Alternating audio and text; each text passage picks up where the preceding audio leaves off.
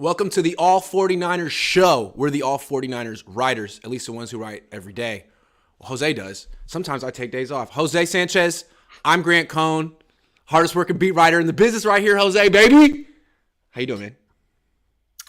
Doing all right. I like the cold weather again. We're riding with we're riding with this weather. Cold weather, like country. Let's ride. I know. I like it. So the Niners are 2-2. They just won a game. Last week was very negative. This week is very positive. I'm going to stay negative, though, just to be a jerk. No. You know, look, it seems to me the Niners they're a bit of a conundrum. Great defense. Coach is an offensive coach. And the question is, how much credit can Kyle Shanahan take for the defense? I mean, should he just rebrand himself as a defensive coach at this point? Seriously, though, how much credit can he take for this defense? He gets some credit because you're the head coach. Anything that goes successfully comes from your hand, from your mind. You get credit because you installed DeMeco Ryans. It didn't have to be him. It could have been Chris Cassett. It could have been Raheem Morris. I remember when we were all talking about who's going to replace Robert Saleh. I remember I wrote an article before Saleh even got hired, like the year before. It's like, hey, he's gone after this year. Who are the candidates? Maybe Kasarik. And I don't even think I mentioned DeMeco Ryans. I didn't even know it was possible until then. I think I mentioned Raheem Morris and other people and so on and so forth. But you get credit for identifying him to be, because he's clearly is an upgrade by now than Saleh, no debate. And I loved Robert Saleh. He was great for the Niners too in 1920. But now it's like, all right, cool, Kyle, you do great. And maybe he does also have a little bit of some fingerprints on some defensive players. You know, again, it goes by his head, so he gets some credit. He does. Not everything, but it's like, hey, the head coach, you know, everything's on him. So golf clap, Kyle. Good job for making this defense or being part of this defense being where it's at right now. He definitely puts together a good defensive staff. He gets credit for that. I mean, when he hired Saleh, I was like, dude, this guy's never been a coordinator. And then same with DeMeco. But Kyle clearly can sit down, get to know a guy, interview him, and realize whether he's going to be a good coordinator or not. So he gets credit for that. Also, I think like maybe the overall philosophy of how the Niners put their roster together, where he says, you know, let's be stronger on the defensive line than the offensive line. Let's be stronger on defense in general because I can scheme up things on offense, although that's debatable. But I think that's his theory. Like if he wanted more offensive pieces, he could push for it. But I think he feels like let's be strong on defense, which I guess big picture he gets credit for that too. But other than those two things, you know, picking the coordinator and like sort of telling John, go for it on defense and take as many defensive players as you want, I think that's about it. I mean, is he game planning? Is he helping DeMeco call plays? I think maybe the third thing is that he's not micromanaging the defense like he is the offense. Yes. He's like, hey, that's your guy. That's your job. You can do it. I was going to say maybe he's changed in that way because remember he was micromanaging in 19 and 20 with the cornerback situation a lot. And it was just like, Kyle, pick a corner like already. What's up with Akilo Witherspoon? What are you doing? You know, that's why you got Brian Allen starting out there instead of Akilo. That's why Miami Dolphins poo-pooed you. Agree. But I'm wondering if he does also, if he's kind of changed, if he's like tapered that down. At first I thought, no, he doesn't because Samuel Womack's already pulled back and I thought he was fine. But I mean, shoot, look at him. Diamond Noor is playing the same, if not better. So maybe he's dialed that back. But yeah, I'd say like a third of the credit. I give him a third of the credit because you're the head coach. You got to get some semblance. Have you wondered why Talanoa Hufanga didn't play last year now that he's so good? Doesn't your mind kind of be like, well, wait, hold on. He couldn't have done this last year. You're telling me he couldn't have done this last year? Like the light bulb went off. So whose decision was it to go with the vet over the rookie last year? It feels like a Kyle decision, but we'll never know. Kyle, that's most likely a Kyle thing because DeMeco Ryans did admit, I think it was last year, he's like, oh, well, whoever gets the starting nod is all in it's Kyle's choice, no matter what. Right. That's why Josh Norman got the starts. When people were wondering, where's Diamador, where's Ambry, and all these players earlier on than having Josh Norman out there or whoever else they were trying out. But it felt so long ago because the secondary is like elite now. It's crazy what happens when you bring in some talent and develop some. But yeah, I think that's where you gotta have to see if he's gonna really reel it back in about the veterans and stuff like that. But right now, you know, you're seeing it how they're playing on defense. There's a lot of like young talents. Drake Jackson's getting some nice snaps. Obviously, you know, like I said, Hufanga's playing lights out. The linebacker core still relatively young. There's no washed up like players back there, old players. That's why they're flying around like bullets. Well, look, the reason I started off with this topic is because we're gonna get into Kyle's offense pretty soon, and I think it's not looking good for him. So he needs to either fix that or rebrand himself as a defensive coach. Because as a defensive coach, he could be like the best one in the league right now. He should just be like, you know what? You thought I was coaching the offense. I was tricking you. Jokes on you. I've been doing the defense, and that's why we're so good. All we need now is an offensive coordinator. I don't know. I think that could work out for him because it's like if you're going to be like the team that's always close but never getting over the hump, and the reason is because your offense isn't good enough, that's rough. So maybe he should be like, no, it's actually someone else's offense isn't good enough. My defense is great. Nah, it's not going to work. It's not going to work at this point. So let's talk about his offense. Let's talk about the tight end, George Kittle. The guy I said the Niners should trade this offseason. The Niners are like, you're stupid. We're extending him. Okay. Well, in the last 8 games, including last year with the playoffs, he has 21 catches for 220 yards and 1 touchdown. And before people say, well, hey, he's been blocking, he's been running routes on 52 of 60 of Jimmy Garoppolo's 61 dropbacks this season. So that's not what's going on. He's running routes, and Jimmy Garoppolo isn't throwing to him. Kyle Shanahan isn't making him the primary read or whatever. Why do you think this drought is going on, and why is it happening? It's been half a season. What the hell? Maybe he finally sees that. Not finally, but maybe he sees that George Kittle is not as great as a route runner they think he is. You know, I always felt like is he a great route runner? I'm sure he's a really good route runner. What are they paying him to do, Jose? Why do they give him all the money that they gave him? I don't understand. Because he can do both. He's a decoy. He's a freaking decoy on this team. Oh, you think we're going to Kittle? Juwan Jennings. Right? Same way they pay. No one pays Kyle Juszczyk the same way more than them because he can do both. He can. Hey, we can get him to execute. It's not just because he can block, great, but we can also send him out on a go route on a backside play action play because he's capable of it. Just because he's capable of it doesn't mean we have to use him in that sense all the time. You know, so it's a little like almost like a tuck and pull. But I feel like the way he's using them is because he really doesn't like where the offensive line is at. He wants Jimmy to be cleaner. I think I saw that Jimmy only got pressured once or hit once against the Rams. So the more you can get him cleared out, cleaned up, it's better to have that than to put Kittle out there. I guess that's what he's thinking. To me, it's like, you know what? Wouldn't you want to get Kittle more involved, like scheme him up? I mean, like you said, like the coach can literally be like, this play, I'm demanding it. It's going to him. Just like the week before, the pick that Jimmy threw to Debo, I believe that Kyle literally said, you're throwing this one straight to Debo no matter what. He can do that. So why he's not doing that, it's making me wonder if he sees him less as like a real impact receiver and just uses him as a decoy now. That's crazy to me because they gave this guy so much money. But like, yeah, I mean, he's not like to that point about him blocking. He's not. He's doing great blocking on run plays, but on pass plays, he's almost always in the pattern. And so I just want to point out like some stats this year. Deebo Samuel has 28 targets, 18 catches. Brandon Ayuk has 23 targets, 14 catches. Dude, Kittle is 7th on the team in receiving yards. He has 52 receiving yards this year. He has 9 targets, 6 catches, 52 receiving yards. Ray McLeod has more receiving yards. Jeff Wilson Jr. has more receiving yards. Kyle Juszczyk, Juwan Jennings. This guy has become a complete afterthought. And it's like, yeah, I wanted to trade him. I think he's a little bit on the downside of his career, but not like that. If he's on your team, you got to use him. And if you don't, your offense is going to suck.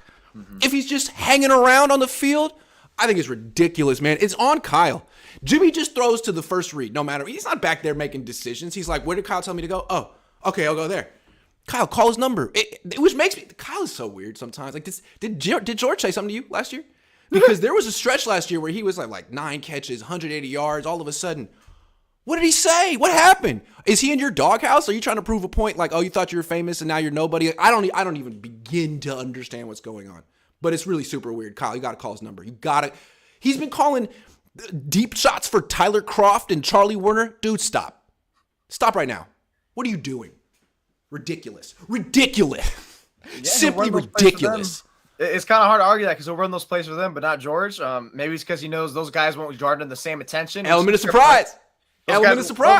It's like, hey, you're not going to expect my third or fourth tight end to come wind you up with a nice little sucker punch. And then when he drops the ball, it's like, oh, well, hey, maybe you shouldn't have called it for him. I wonder if Kyle isn't operating his offense in a way that he doesn't have to rely on George Kittle because he knows when George Kittle gets hurt again, he doesn't want to be like, all right, I'm already used to not using him, so what does it matter?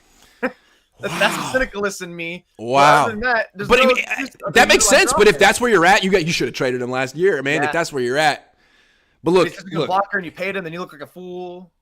If you look at his numbers in the playoffs, he's never really had a big playoff game. Like the Niners, if they're going to win a Super Bowl, they really got to reintegrate George Kittle into this offense. They got to, maybe don't overuse him early because he could get hurt, but at a certain point, he needs to be featured. Like, he's 7th in receiving yards on your team. That can't happen. He should be in the top 3. Dude, what are you doing? Kyle. Yeah, and then I wonder if it's because Kyle, also another thing, going back to the quarterback, if maybe he's like, I can't put too much on Jimmy's plate because he's already missing some of the wide open receivers that I'm dialing up now. So what am I going to add one more option for? He's just going to miss him. But he had a couple of good throws to Kittle. I know one of them didn't count in the end zone. That were probably his best throws of the game of his season so far, where he just throws them open. I was like, okay, Jimmy, that's not usually your shtick, but that was two great throws you do right there, George, to anticipate throw. So, huge underutilization by Kyle. If you're supposed to be offensive genius, wouldn't you be able to get something schemed up so you can get this guy? Now, to be fair, Kittle's only played 2 games out of the 4. But still, 26 yards per game, 3 receptions per game. Like, these are all career lows. Like, could be slowly integrating him to a degree, maybe. 3 receptions per game, 26 receiving yards per game. As a rookie, he had 34 receiving yards per game. And it's not like he's trash. He's catching 66% of his targets. Maybe he's just coming off an injury and they're trying to go slow. But it's the fact that this is a pattern that went back to last season before the groin injury makes it like Twilight Zone-y. It's like, dude, what are we talking about here, man? It's like, am I taking crazy pills? Is Charlie Warner better than George Kittle right now? I don't understand Kyle's usage. So look. We got to talk big picture on this offense. How much would you say this offense is underperforming right now? Let me just give you some numbers. It is currently ranked 27th in points scored and 24th in yards gained. And this is an offense with George Kittle, Deebo Samuel, Brandon Ayuk, Jeff Wilson Jr., Kyle Juszczyk, and Kyle Shanahan. Explain that. Yeah, and even if you want to throw in the third downs, they're like middling in the pack and third downs look like conversion, which is another huge thing I like to see. They're underperforming. Of course they're underperforming. But it kind of was always going to be even the thing, even once we saw Jimmy come in, because we already know who he was. He's not someone who's going to maximize your offense. Sure, he can be efficient. Sure, he can help you win and keep your offense afloat, but it's not going to, be over the hump. It's not going to take you, explosiveness.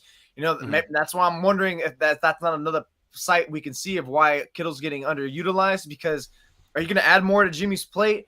It's Deebo. Brandon Ayuk's running wide open. There's a lot that's left to be had here, and this offense has to pick up the slack, pick up their own weight more times than not. I know they had a better game against the Rams than they did against the Broncos, but was the Rams defense even that great? No, not compared to Denver. And you weren't on the road. So they had to really, really find out they can carry their own weight, because you're not doing your defense so many favors. If they didn't score that Talanoa Hufanga touchdown, the Rams maybe feel like they got more life, because that was pretty much the curb stomp that defense did. They need to get more. I know the running game's doing okay, but it doesn't feel like it's as dominant as it should be. Just the whole offense just feels very average to me.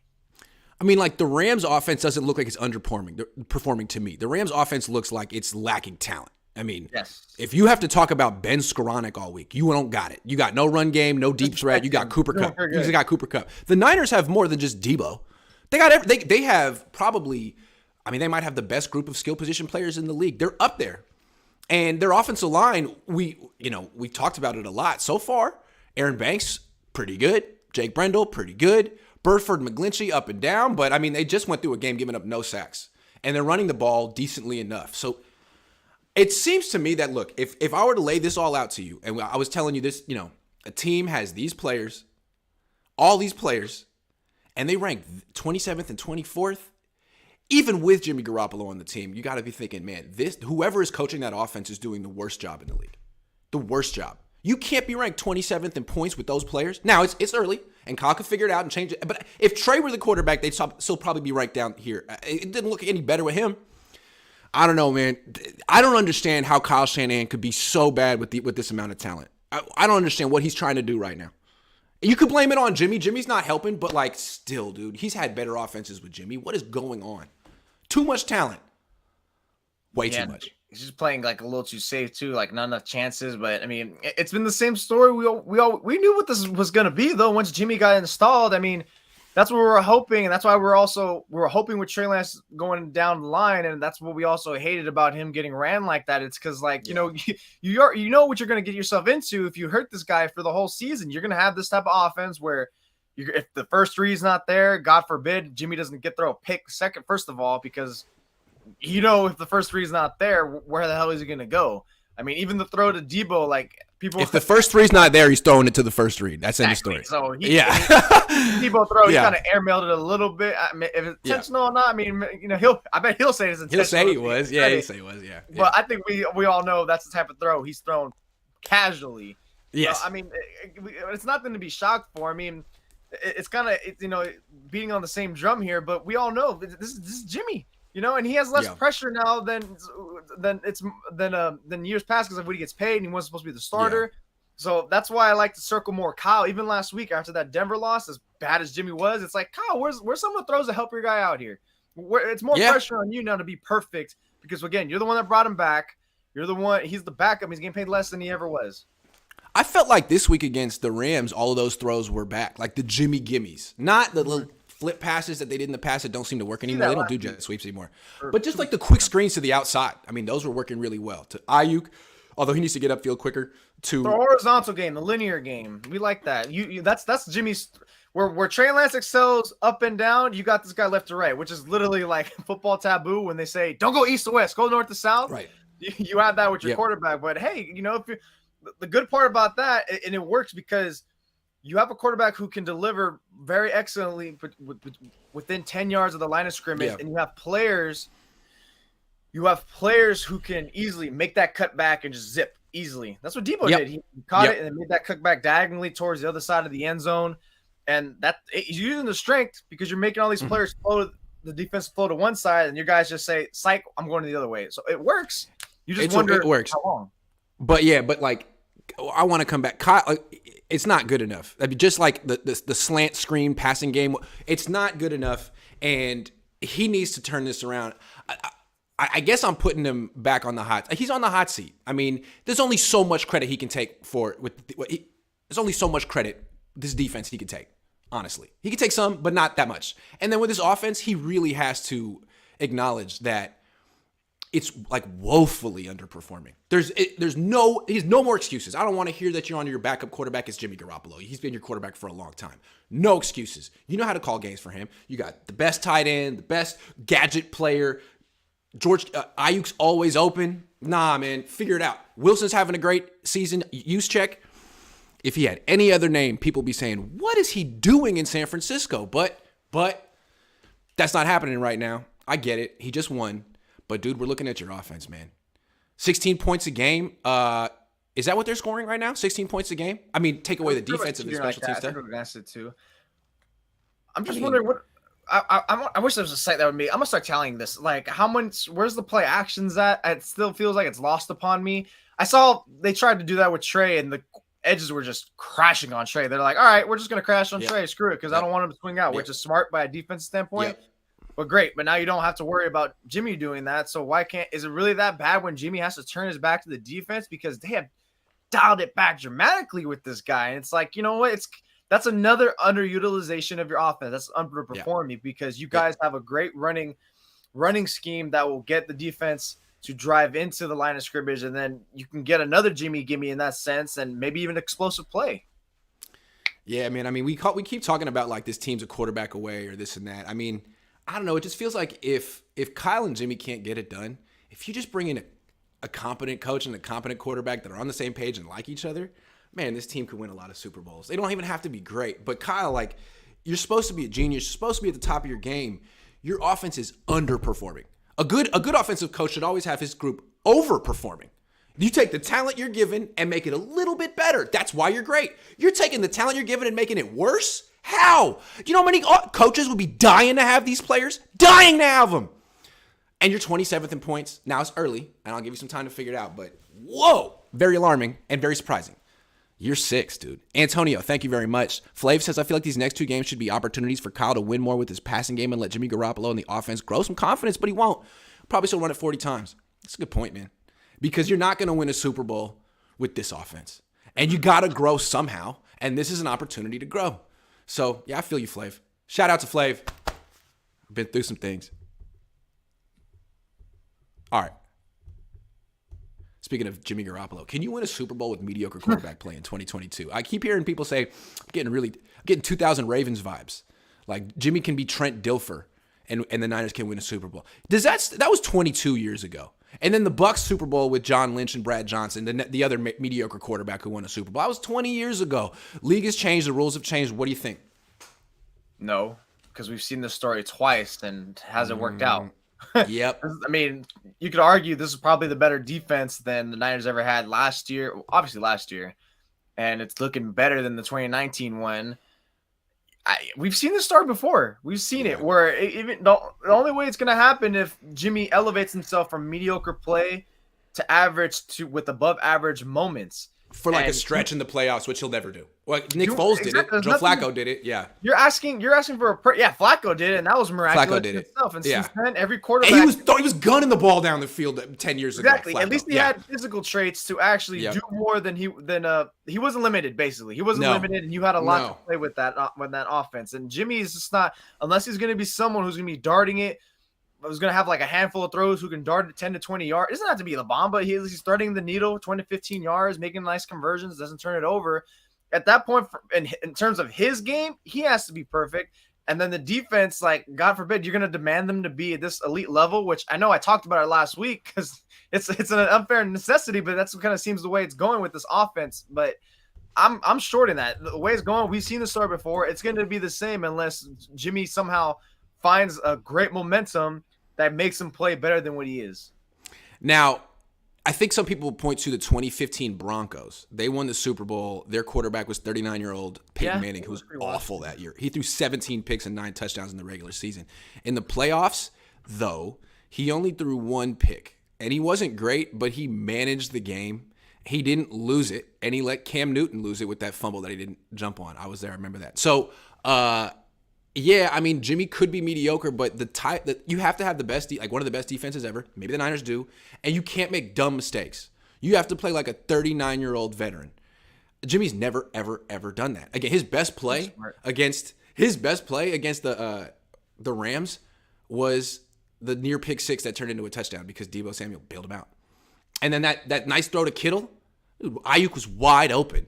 He's like, no, I don't want to throw to the wide open guy. Let me throw to the double covered guy.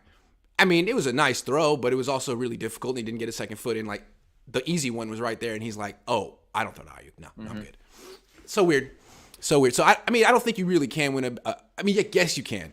But he'd have to become, like, a mature Alex Smith, Peyton Manning-esque game manager. And, like, I don't think Jimmy's that guy. I just don't. I don't. Yeah, that's what I hope for is the same thing what Flav said is, I know he said it in his press conference after the Broncos game. I got to shake some rust off. Got to get back in a rhythm. And it's like, that was an excuse. But you know what? Jimmy has even looking back in 2019, he was always a rhythm thrower. That first half of the season, he was very average. And then he started stringing some games together. And it's like, okay, we got something here we can work with. If this guy can keep it up. And then he didn't after that Seahawks game. It's like, wow, if he's throwing it like this guy's on fire. The Niners are getting a great version of Jimmy. If he could play this, they're going to win the Super Bowl. And then he just became suppressed. Whatever the hell happened to him. If you can the book's out on him. I think like the book's out on him. Like if he throws on first down, he can get away with it because defenses are so geared to stop the Niners' run game.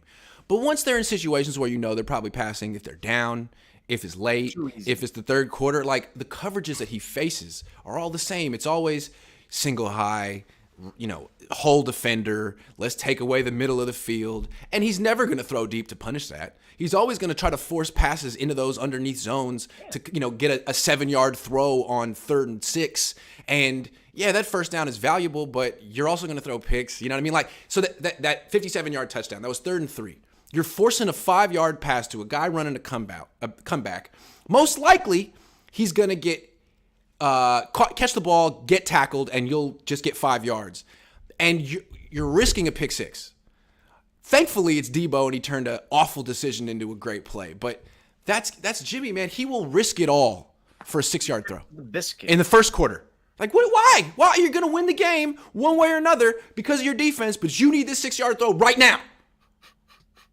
Right now. And you're going to throw it in between 4 defenders. Like, all right, man. Well, keep doing that. See what happens.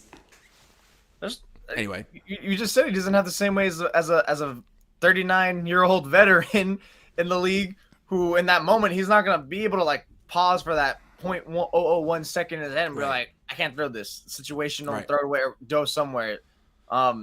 He's just not going to do that. And again, that's why you got to somehow reach into your pocket and hope he can pull back the stopwatch and turn back time and be like, 2019 Jimmy, can we get some of that? Because that kind of was peak Jimmy. That was peak Jimmy. And if you can get anywhere of that, then you're good. But I mean, then you're gonna have to go back to play action plays. They don't run that. Got to get a more trickeration with the counter plays. Doesn't run nearly as much as that. I feel like that. Any flip back, it just feels like a lot of bits. It's just underutilized. Again, going back to Kyle, dude, this is why you're the genius. This is why you get to pay the big bucks. You got to get away, find the plays where your offense can execute it right, that you know you're going to get it down in practice, and the one that Jimmy's going to nail right on the money. Yeah. Game managers are low-risk quarterbacks. Jimmy's a high-risk quarterback with low reward. And I guess, I mean, we praised him Monday night for not turning the ball over. Great. He nearly did. And don't do it anymore. Your job is to not throw picks. That's your job. That's your only job. Stop trying to be the star or whatever. Okay. What is the only downside of the Niners playing phenomenal defense, Jose? Yeah, I think the downside is that you got Kyle, who's going to probably maintain this conservative nature all year long, complacency. Yeah. That's what I thought of, and I thought of that. I thought of this question the moment one of his first few answers. He said, "Well, it's good. It's no, we don't got to play great offense or something like that." He said something along the lines of maybe he said perfect or great, whatever the point is. It's like it's good knowing that we don't have to be great this drive, whatever. It's like, okay, so you can go out there multiple drives and be like, whatever, run, pass, it's fine. Defense, get out there, you got it. Just burning the clock down, and it's like, what? Like, look, man, I get it for this game, but I hope he's not thinking that mentality or the offense for the rest of the game. And again, we talked about Kyle's lack of accountability. That's a certain degree of lack of accountability right there, and that's something that's going to be heard from the freaking offensive locker room from the players. You can't say like it's okay if we have like 6 bad drives, guys, because the defense is going to bail us out. And I know he's not saying that, but to my point, you cannot have this type of mentality thinking like, oh, we don't got to be good at all because our defense is great. Yes, your defense is great, but is it going to be sustainable?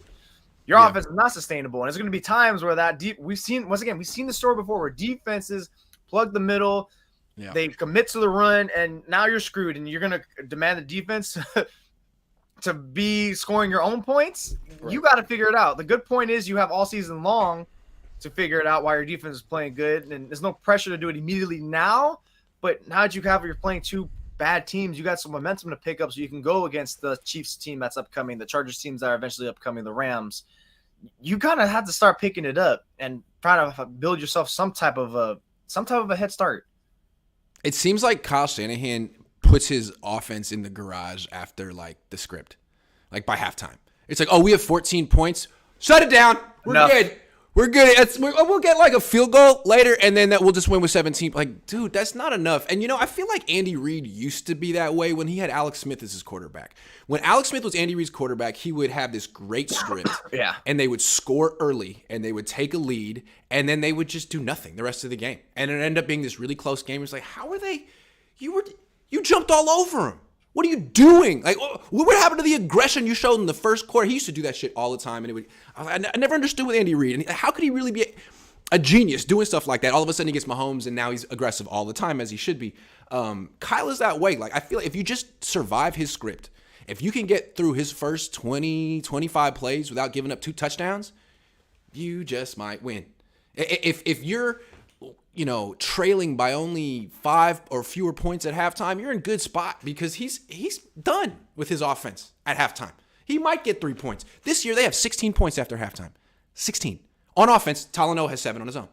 That was clutch. But that's the thing. It's like the Niners are so good, and yet we're in position to lose to the Rams, who are not good, because the offense just did nothing in the second half. 3 points.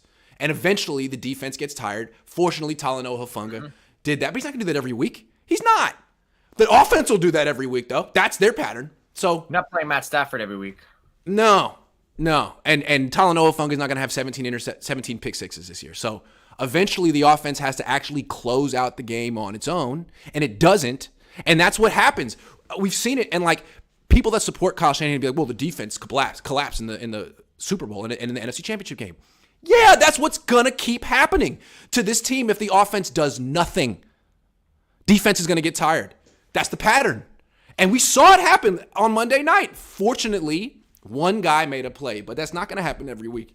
So figured out. Chris says 16, 27, 239. 9 of his completions were at or behind the line of scrimmage. Only 2 had double-digit. Oh, man. Only 2 had double-digit air yards. If we're down and he has to push it downfield, we won't win because he can't do it. That's why he's an awful fourth-quarter quarterback. Correct. And you know what? The fact that he's still in this team playing is an indictment of so many people in the organization. Mm-hmm. I'm so sorry. This never should have been. Never should have happened. If Steve Mariucci were the coach of this team and he still had Jimmy Garoppolo, we would be making fun of him. Making fun. That's the thing. If this was another coach, we'd be making fun of him. But it's Kyle, and you don't make fun of Kyle. His dad won a Super Bowl. They're kind of like football royalty. But look at this, man. Look at this. Crazy. Steve Mariucci got fired after year 6 with a record of, I think, 59-37, something like that. I mean, he went to the playoffs that year. They won a playoff game, got fired, and he deserved it. So, Kyle, stakes are high. 2-2. Kevin F. says, can Jimmy stay healthy for 17-plus games Super Bowl? Yeah. Can Kyle keep him healthy? Can Kyle keep any quarterback healthy that long? The two of them. That's critical. Edgardo says, will we ever see a game like the Niners versus Saints 2019? Hell no. I'd be shocked. That feels like years ago. I know that's 3 years ago, but that feels like forever ago. Is it going to be this week? Are the 49ers and Panthers going to combine for more than 90 points this week? What are you expecting from the Niners and Panthers? No, it's going to be another stinky fest. No, I think the Niners will have more than a few successful offensive series than they did last week. I know the Panthers defense is really good. They're really good. But I think the Niners will be able to muster up some more points. I think they can get another 24-point game. Which is fine. It's just cool. I feel like it's like an offensive average if you get 20 to 24 points. But this time it won't be with help from the defense. Although I think they could get some help from the defense. So at that point, it'd be like a 30-point score because Baker gives it up. Baker is so bad. My God, he's so bad. I mean, Christian McCaffrey is not the same player as he was. They don't have. Who's a better player? Who's a better player, Baker Mayfield or Jimmy? Right now, it might be Jimmy because I've only watched probably like a quarter a game for Baker, and it's like, what are you doing? What are you doing? Yeah. And then you have DJ Moore who's giving like little subliminal messages about like I'm open. I don't know why. Like it's almost if it's not neck and neck, I might just give the slight edge to Jimmy at that. Yeah, point. Baker's pretty trash, man. I'm not saying anything nice about him. He's terrible. Okay, keep going. Reason I would have took Baker. Like you told me, like I was like I'll take Baker because he got the arm. But is Baker worse at acting or playing quarterback? Right now, it looks like quarterback. Quarterback? Yeah, he's a better actor. Right now, it looks like quarterback. Yeah, I would say, he should get back into those terrible commercials that who's a better actor, Baker or Jimmy? Jimmy, I think he actually believes what he's saying in there. Baker's doing way too much. He tries too hard. Okay, the one thing, like Christian McCaffrey's healthy, and the Niners, they may not have Armstead, Kinlaw, little. Who am I kidding, man? They're going to score 0 points. The Panthers suck on offense. The worst offense in the league. Bad. The worst offense in the league. Probably the worst coach in the league, Matt Rule. He's going to get fired in like 3 weeks. He should have gotten fired years ago. I don't know why they hired that guy. Well, better than to double down on your mistake with Sam Darnold than to double down again with Baker Mayfield. You know why they hired him? Because he did such a great job with Jalen Hurd at Baylor. They were like, oh, my God. Jesus, dude. Are you going to do that here? Yeah. If the Niners don't smoke this team, if they don't cover the spread, which I think they're -7, and I think it should be higher. It should be like -9. But because it's at home, so that's already a 10-point swing, which is enormous. If they don't cover, like if they don't win by like at least like 10, then it's like, what are we doing here, man? It's hard to cover a 7-point spread when your offense is out there scoring 16 points a game. Yeah, and again, like I think the only and you said the Panthers have a good defense, right? Yeah, they got Brian Burns, Derek Brown. It's just I feel like at this point they just came from they played against. Well, they did play against Kyler Murray in the offense. That Cardinals offense looks so bad too. They made a lot of dumb mistakes. I just let's hold on. Let's go through some players on this defense because they do have talent. I mean, on the D line, Brian Burns is a great edge rusher. Derek Brown's is a load in the middle. Pause. They got J.C. Horn on the outside, who's a hell of a player. They got, J.C. Horn's kind of probably going to be matched up with Ayuk and Debo. This would be a good. They got Shaq Thompson in the middle. This would be a good week to get George Kittle involved. Remember 85? He used to catch so many passes. He was so good. 85. Who's this? They have another safety that's pretty solid too. I forget his name. He was like a rookie within the last 2-3 years. Jeremy Chin, Xavier Woods. Jeremy Chin is solid. Jeremy Chin, where'd he go? He's from Illinois. I don't know. I could be wrong. They don't say. But I remember him coming out. I really Southern Illinois. Okay, Southern Illinois. Southern Illinois. Good call. You were right, basically. It's all the same. All right, same hold on. area, Sean state. says, "Hey Grant, what do you think getting Legion of Doom trending online?" No. Why? Don't copy the Seahawks. Yeah. Niner fans at this point, you guys are going to be, their team is going to be so much better than the Seahawks for at least like the next 5 years. You're better than them. They say something, do something better, name wise, and punk them forever because the Seahawks. Hey, is Geno Smith good now? Huh? Is Geno Smith good now? Dude, no, because he was playing against the Detroit team. But you know what? He is looking better than Russ this year. That's so interesting. So he's looking better than Russ, and Goff is looking better than Stafford. Explain that. I told you last week, even against the Niners, remember, Russ is not good. Everyone kept saying it's the same Russ. Like, no, it's not. They're both peeled apart now. You can't have when peanut butter and jelly get separated, it's mediocre. They need to be good together. And that was what I was saying. They're a symbiotic relationship. Once they're separated, one is not good without the other. Although Seattle might look a little better without them, because but you got Hackett. What kind of relationship do Kyle and Jimmy have? Is it a toxic relationship? It's one of those relationships where like they get in a fight at every dinner party, and it's like, man, maybe they should break up. Maybe they should see other people. It was. I read a story that their beef was stemming from like 2018. I was like, God Kyle's damn, like constantly looking at other people at the party, and Jimmy's like, I'm right here. Hey, sometimes a little friction helps. Yeah, sometimes. Big Tone 707 says leadership is part of the quarterback job, right? Jimmy or Baker? Jimmy. Man, they're both leading the hell out of their teams right now. Jimmy's Jimmy's at least respected. When they acquired Deshaun Watson, the players could not wait to slant into the sky. The head coach was saying some things a little bit, I think, about Baker. My God.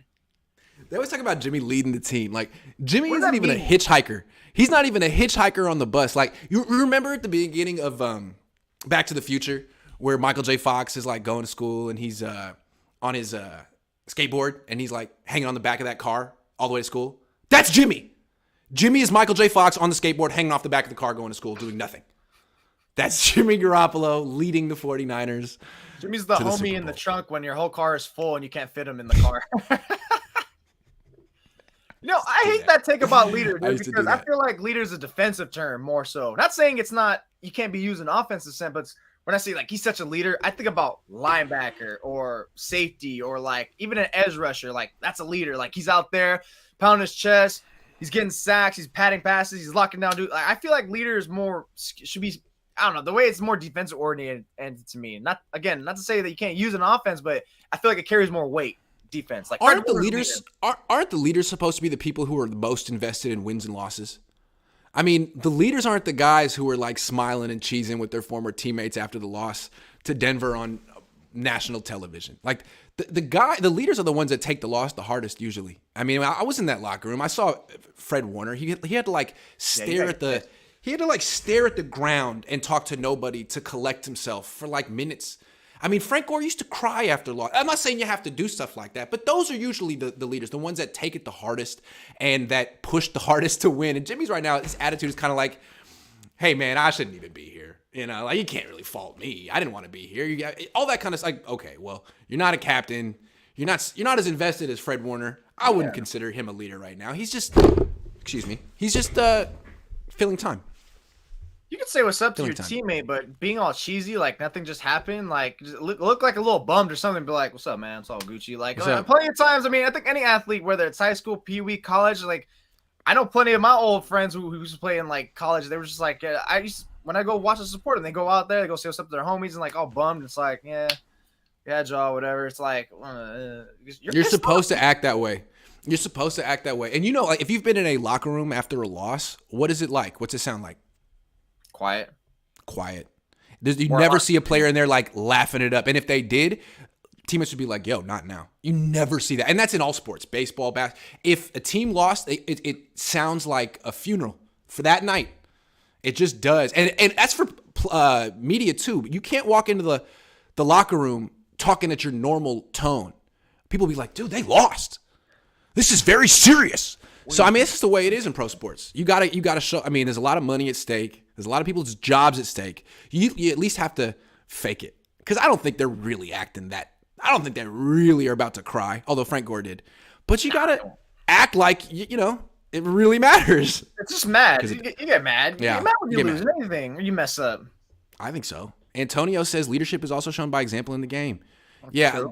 He leads by example when he steps out of the back of the end zone. That's leading.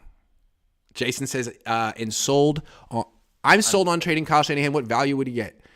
I don't know. I mean, it seems like trading Kyle would be kind of like trading Kittle right now. Like you're trading low, selling low right now.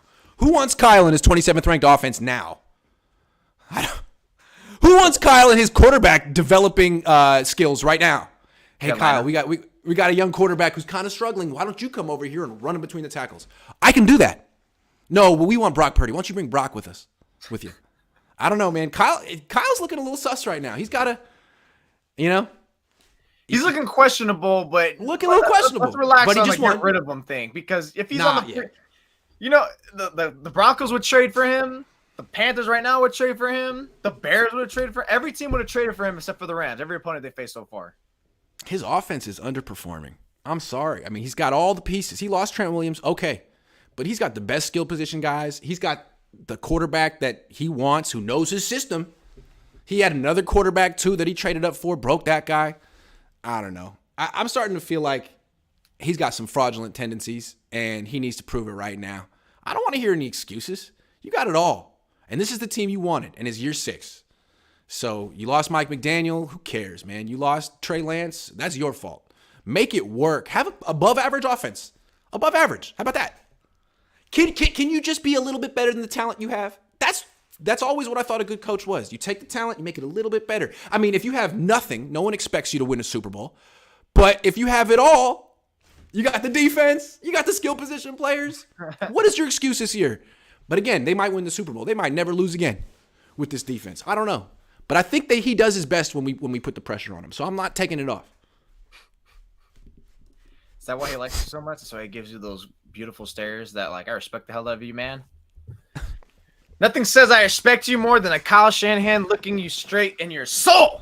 And it's like, I get that because anytime he loses, I'm on his ass. And it's like, do I have to be the one to pounce on him all the time? But the way I feel is like, if I don't ask the question, no one else is going to do it. And the fans want to hear it.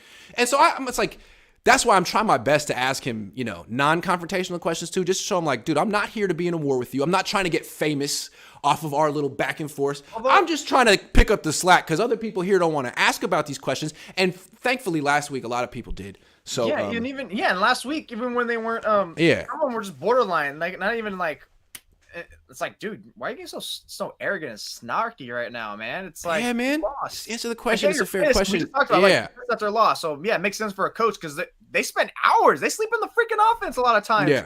So I don't blame them for being pissed, but it's like, hey, that's part of the job, dude. You get up there and you have to answer. Be professional. You're over here crying about Debo having a game changer chain, which great. Who cares? Yeah. You're crying about that, but you're gonna go up there and like, poo-poo on some report. It's part of your job, dude. That's great. We all have parts of our job we don't like. And it's one thing for him to feel like, why am I getting all this criticism year 1 or year 2? I have excuses. I just got here. I took over a bad team. We're building it up. This is year 6, dude. You got no excuses. You're 2-2. You're riding the coattails of your defense, and your offense not only sucks, but it's really underperforming. It's very talented. It's extremely talented, and you're the common denominator here. So when you have a bad game, you just stand up there and you graciously talk and answer questions with your hands. Like it's the military, man. What do you want to hear? I'll say it. Well, you just got to take it. And I think the whole like arrogant, I'm above it is not playing well with your fans. To his credit, he hasn't acted that way this week, but he just won and no one's questioning him. So Exactly. we'll see what he acts like after the next loss, which shouldn't be for a while. I just won Kyle versus I just lost Kyle. It's so stark. It's just crazy to me because like since 2019 was the first year I covered the team, and when I was actually allowed back there, it was like God, Kyle's very open and transparent with the majority of his answerings. Like, this is a great coach. Yeah. Don't let freaking winning. Look how open he is, and I believe what he's saying to his players. And I still think is the truth. But after that 2020 season when everything went bad, you just got short answers, monotone, piss, and it just became worse and worse and worse. And you could see it in his facial hair and his actual hair. It's true. How much stress is coming through. And again, I don't blame him, but again, dude, this is part of it. This is part of it. And what's crazy is like, so he's really gracious during the offseason and after wins. When he's not being questioned, if the question isn't, Kyle, why'd you do this thing that didn't work? He hates that. If it's anything else, he loves it. But after losses, when he actually has to answer questions like that, he gets the red ass, as I would say. He's very defensive and arrogant and yeah. Did you? Bill Walsh was the opposite. Bill Walsh was the opposite. At least what my dad said. When they would win, he would be kind of arrogant, like no one believed in us. Oh, now you want to praise us. But when they lost, he would be like, "Hey, any question you want to ask, I'm totally open." He was almost like, a Catholic in church. Like, let me confess. Let me confess my sins, which I think is more endearing. Although you really shouldn't be arrogant in either way. But like after a loss, that is not the time to be like, I'm the shit. Like, no. Don't do that. That's not going to make you look better. I don't know if you look at the transcripts from the other teams and the post game that the Niners provide us, but a lot of times when Kyle loses versus when the other team loses, and this is revealing, especially from, his understudy or protege, his friend, Sean McVay. I've never heard Kyle say this. Opening statement. All right, first of all, congratulations. The 49ers did a good job. I know he says good job, but he goes off and just says, like, defensively, I know that, we about story of the night, offensive perspective, self-inflicted wounds, like, we messed up, they did a good job. And he goes on a tangent. I'm not saying he has to do that all the time, but it's like, dude, like, everything just sounds like an excuse almost, or just a cover-up, just like, you can't ask me anything. But McVay, it's like, you're more accomplished than Kyle, and he's over here being more friendly, a little more humble, I would say. He comes across as arrogant, but it actually comes across more as insecure.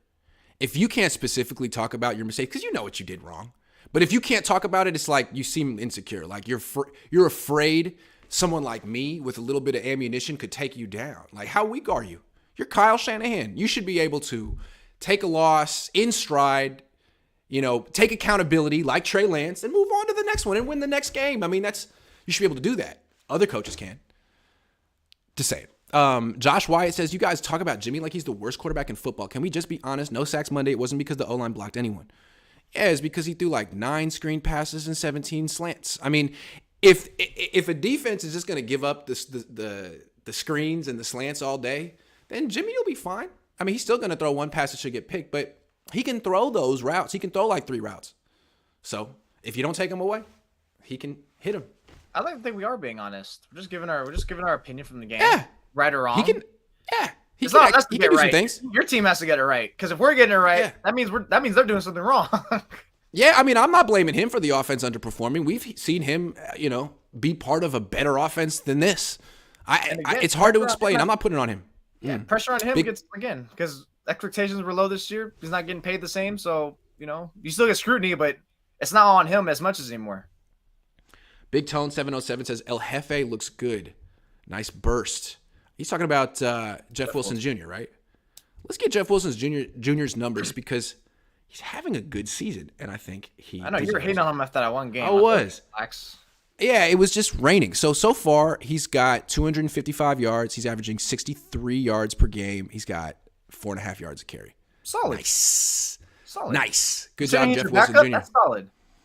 Just another piece of evidence that points to the Niners' offense underwhelming drastically. But the thing is, if you take away those one runs he did against Denver and against the Rams, it's not good. I think we looked. I think I had a debate with my cousin about that, saying like he thinks it's so simple that the Niners can just run the ball, and he's like, look at it, Jeff Wilson averaged 80 yards, 12 carries. Like, yeah, dude, but if you take away that one large run, it's great. You want the large. I'm not saying you shouldn't have it, but you take it away, you kind of see that it's a lot top heavy.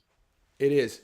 That being said, though, the Niners' best drive in the second half, in the third quarter in this game against the Rams, was mostly running the ball. It was that throw to Juszczyk for 35, but then it was Wilson for 5, Wilson for 8, Wilson for 8, Juszczyk for 9. So Kyle gets in a rhythm where he actually finds things that work, and it was like, if you remember, it was from the gun with like split belly action, like the H-back going across. Mm-hmm. Man, you have so many things you can do. Just keep cycling through until you find something that works and then stick with it. And in this game, it was like pulling guards and stuff from the gun between the tackles. It worked against this team. I don't know. You got to figure out what it works against that opponent. He found it. This is some rhythm play calling. We saw it last year too, when it was like it wasn't a problem so much with the quarterbacks. It's like, can he find his rhythm? Can he find his groove? And as soon as I'm more concerned about his rhythm than I am about Jimmy's, to be honest. That's true. Jimmy can be off as long as he's playing well. That's true. Antonio says Kyle Shanahan is his own worst enemy. He had the solution, Trey Lance. I can't disagree with that. He is his own worst enemy. And it's like, I really think, I'm not sure if they are, but all of these people in sports should have sports therapists. There's just so much pressure on them. And I mean, pretty much everyone should be in therapy if you can afford it. It's very expensive. These guys can all afford it. And I'd love to know if he weren't therapist, like what the therapist makes of Kyle Shanahan's self-destructive streak. Where does that come from? And how do you fix it? Because it's there. I'm sorry, he has a self-destructive streak, which is strange. He is his own worst enemy. And you can see it at the end of games. I would love to know where that comes from and how you get rid of it. It's crazy. Crazy. Anyway, Jose, good stuff. Good show. What's our score prediction, early score prediction for this game? And how many sacks Bosa's going to get? I don't know. Were the Niners going to score like 17 again? I think they can get like 20, 24 still, to be honest. You think so? I think they're going to be like a handful of stall drives still like we saw, but I think they'll make a couple more breakthroughs because the game's not at 10 a.m. If it was at 10 a.m., I might feel like they're score less, but it's at normal time for us. Carolina's giving up 21 points per game. You think the Niners are going to score more average, than 20-24, give or take 3 points? Hey, that's pretty much around their average, 20 to 24. All right, man. I mean, they have the talent to score 20, 27, 30 against this team, but I don't know. I'm not making my score prediction yet, but I still kind of feel like this offense is a ways away from I'm not saying to keep it now because we both do our game prediction on Saturdays. I'll change it. Yeah. I'm just thinking right now out loud. I think it's gonna be like 24 to like 10, and that's because there's probably gonna be one turnover where they give the Browns 24 to 10. The Panthers like some nice field position. I'm not sure the Panthers score. They might get 0. They could, yeah. I mean, they might get freaking 0. I don't know. This defense is too good right now. They're like few injuries away from being vulnerable. Did you happen to see what Matt Rule said about being pretty much saying like, I'm afraid Baker's gonna get hurt in this game? He's like talking about we don't have a backup. Sam's hurt because he knows because of the pass. I don't know what the question was. I would assume it's because they mentioned like, what are you gonna do? Like protect Baker? Matt Stafford was on the ground like 80 times that game and under pressure 90 times. So I mean, he was literally saying that. He's like, oh yeah, Sam Darnold, he's not out there, so it's gonna be. And it's like, whoa! So yeah, he's pretty much admitting like, yeah, Baker's gonna get slammed, man. He's going to either Baker or Christian. You know what I mean? Like either if you don't put the game in Baker's hands and you're just gonna hand it off to your little running back over and over and over again, it's gonna be bad for Carolina. Because Fred can snuff him out easy. 3-0 is gonna be the final score. Niners win 3-0, and Jimmy's gonna get all the credit. That's disgusting. All right. Looking forward to it. Thanks for watching, everyone. Good stuff, Jose. I'm going down to Santa Clara soon, so we'll see what Kyle has to say about his offense. Deep eye contact.